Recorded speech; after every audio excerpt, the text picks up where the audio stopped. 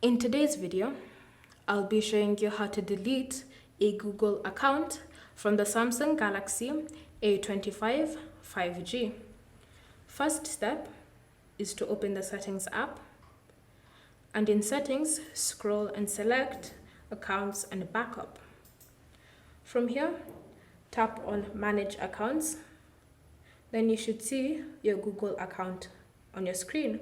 So select it, then tap on Remove Account, then confirm your decision. So by removing this account, it will delete any messages, contacts, and other data that came to your phone with that same account. If you wish to confirm your choice, select Remove Account, and then confirm your decision again. And then you'll also need to verify your identity using a fingerprint or a pattern if you have them. And now the account has been removed from my device. Thank you for watching. If you have any questions or comments, leave them down below and we'll get back to you.